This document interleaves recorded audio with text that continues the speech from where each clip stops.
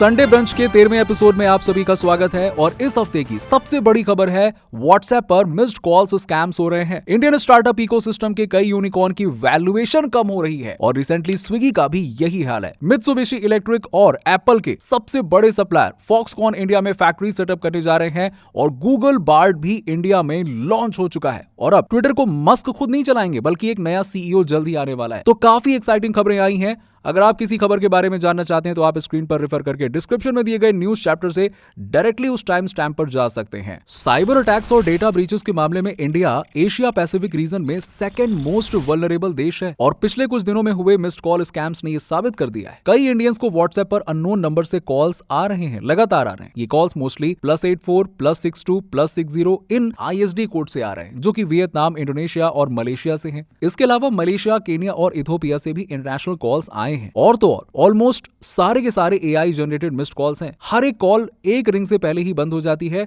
और इसका मतलब ये साफ हो जाता है कि स्कैमर्स चाहते हैं कि कोई फोन ही ना उठा पाए, यानी कि बिना ह्यूमन इंटरवेंशन के भी ये स्कैमर्स सफल हो सकते हैं। अब आपको याद होगा कि इजरायली स्पाईवेयर पेगासस भी इसी तरीके का इस्तेमाल करता था। तो आखिर इन स्कैम से बचे तो बचे कैसे? देखिए, व्हाट्सएप से ऑफिशियली मैसेज भी आया है कि अगर आपको भी ऐसे कॉल्स आ रहे हैं तो तुरंत उन्हें ब्लॉक और रिपोर्ट कर देना है। आप व्हाट्सएप में सेटिंग में जाकर प्राइवेसी में पर्सनल इंफॉर्मेशन को हाइड कर सकते हो, जैसे कि प्रोफाइल फोटो, स्टेटस और लास्ट सीन एंड ऑनलाइन को माई कॉन्टैक्ट्स पर चेंज कर दो। मतलब कि सिर्फ आपके कॉन्टैक्ट्स ही आपका पर्सनल इंफॉर्मेशन देख पाएंगे, कोई अननोन नंबर नहीं देख पाएगा। सिंपल है। लेकिन व्हाट्सएप की प्रॉब्लम्स यहीं पर खत्म नहीं होती हैं। इलॉन मस्क ने व्हाट्सएप के ऊपर एक ट्वीट किया था। एक यूजर के मुताबिक जब वो सो रहा था तो व्हाट्सएप उसका माइक्रोफोन यूज कर रहा था और इस टाइमलाइन में वो उठने के बाद भी व्हाट्सएप माइक्रोफोन को बैकग्राउंड में यूज कर रहा था, जिसके बाद मस्क ने ट्वीट किया कि व्हाट्सएप पर अब भरोसा नहीं किया जा सकता। हम ऑलरेडी जानते हैं कि मेटा व्हाट्सएप को ओन करता है। इनफैक्ट व्हाट्सएप के कोफाउंडर ब्रायन एक्टन ने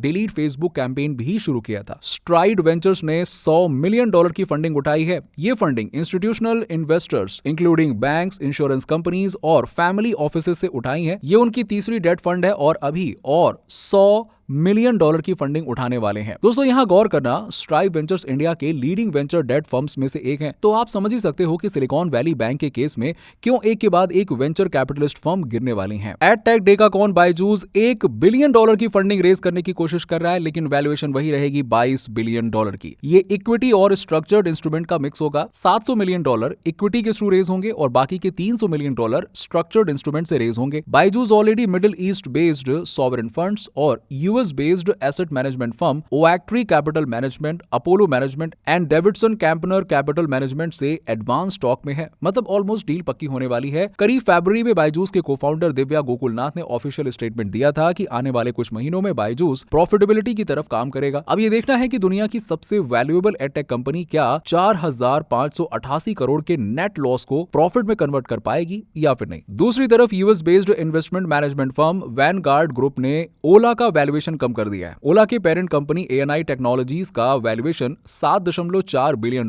था और वो अब $4.8 बिलियन का हो चुका है। वैनगार्ड के पास ओला का 0.7% स्टेक है। हालांकि ये पहला वैल्यूएशन मार्केट डाउन नहीं है। पिछले कुछ महीनों में इंडिया के स्टार्टअप इकोसिस्टम में कई स्टार्टअप्स के वैल्यूएशन को कम किया जा रहा है। लेकिन दोस्तों, याद रहे, ये कोई ऐसे वैसे स्टार्टअप्स नहीं बल्कि यूनिकॉर्न कंपनीज हैं। कुछ तो डेकाकॉन कंपनीज हैं। मई में US based VC firm Invesco ने स्विगी के वैल्यूएशन को $5.5 बिलियन कर दिया था। उससे पहले मार्च में रिपोर्ट्स के मुताबिक दुनिया के सबसे बड़े asset management company black rock ने 50% से कम कर दिया था। पिछले साल सितंबर में सॉफ्ट बैंक ने ओयो के वैल्यूएशन को $10 बिलियन से $2.7 बिलियन कर दिया। मित्सुबिशी इलेक्ट्रिक इंडिया चेन्नई में 1,891 करोड़ का एयर कंडीशनर और कंप्रेसर फैक्ट्री सेटअप करने वाले हैं और ये इंडिया का पहला ऐसा प्लांट होने वाला है। ये इन्वेस्टमेंट 100% फॉरेन डायरेक्ट इन्वेस्टमेंट यानी कि FDI से होगा और 2,000 लोगों को रोजगार मिलेगा। ये प्रोजेक्ट थिरुवल्लुर डिस्ट्रिक्ट के एक विलेज में 52 एकड़ की जमीन में सेटअप होगा और अक्टूबर 2025 तक ये शुरू होगा। हॉर्न है प्रिसीजन इंडस्ट्री को लिमिटेड उर्फ फॉक्सकॉन ने बेंगलुरु में 300 एकड़ की जमीन खरीदी है और ये जमीन कैंपेगौड़ा इंटरनेशनल एयरपोर्ट्स के आउटस्कर्ट्स पर है। फॉक्सकॉन आईफोन का सप्लायर है और दुनिया के सबसे बड़े टेक्नोलॉजी मैन्युफैक्चरर्स में से एक है। कुछ रिपोर्ट्स के मुताबिक फॉक्सकॉन लोकल प्रोडक्शन को बूस्ट करने के लिए $700 मिलियन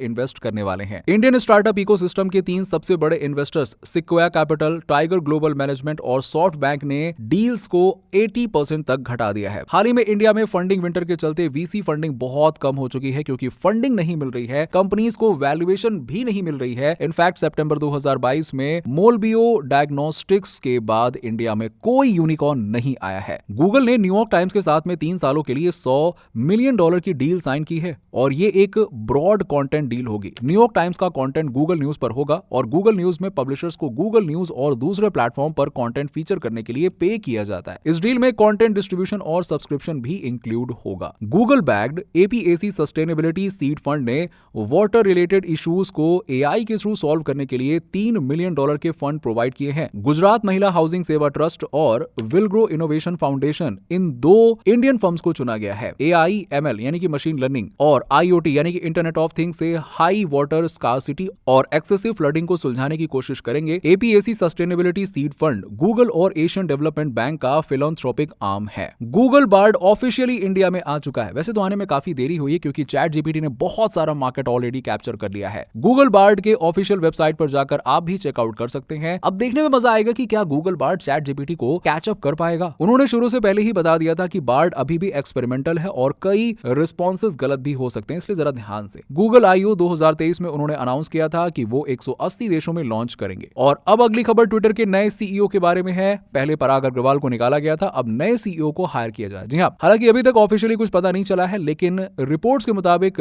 लिंडा शायद ट्विटर के नए सीईओ होने वाली हैं। लिंडा याकारिनो 20 साल से एनबीसी यूनिवर्सल के साथ काम कर रही हैं। उन्होंने कई लीडरशिप रोल पर ऑलरेडी काम किया है और फिलहाल ग्लोबल एडवर्टाइजिंग और पार्टनरशिप बिजनेसेस का काम संभालती हैं। वैसे तो ट्विटर के ओनर इलोन मस्क ने भी किसी का काम नहीं लिया, लेकिन मस्क के एक ट्वीट ने नए सीईओ और उसके रोल के बारे में बताया कि अगले सीईओ 6 महीने में अपनी नई पोजीशन पर काम करेंगे। और खबर आई है कि लिंडा ने ऑलरेडी एनबीसी यूनिवर्सल से क्विट कर दिया है। अगली खबर है कि इंडिया की सरकार अमेरिकन स्ट्रीमिंग कंपनी यानी कि नेटफ्लिक्स पर टैक्सेस लगाने के बारे में सोच रही है। रिपोर्ट्स के मुताबिक नेटफ्लिक्स का इंडिया में एक परमानेंट एस्टैब्लिशमेंट है और इसीलिए जो भी पैसा नेटफ्लिक्स इंडिया में कमाती है उस पर टैक्स लगाना चाहिए। अगर ये हो पाया तो ऐसा पहली बार होगा कि एक ओवरसीज डिजिटल कंपनी को अपने सर्विसेज के लिए टैक्स किया जाएगा। टैक्स अथॉरिटीज के मुताबिक नेटफ्लिक्स ने असेसमेंट ईयर 2021-22 में 55 करोड़ का इनकम जनरेट किया। अगली खबर यूट्यूब के मिस्टर बीस्ट के बारे में है। अब मिस्टर बीस्ट को कौन नहीं जानता, वो यूट्यूब का हाईएस्ट अर्निंग क्रिएटर है। उन्होंने अपने वीडियोस में गाड़ियों से लेकर प्राइवेट जेट और आइलैंड्स तक हर कोई चीज गिफ्ट की है। अब मिस्टर बीस्ट ने अपने एम्प्लॉयज, फैमिली और फ्रेंड्स के लिए नॉर्थ कैरोलिना में पूरे अड़ोस पड़ोस की जगह खरीद ली है। मिस्टर बीस्ट का नेटवर्थ है $45 मिलियन।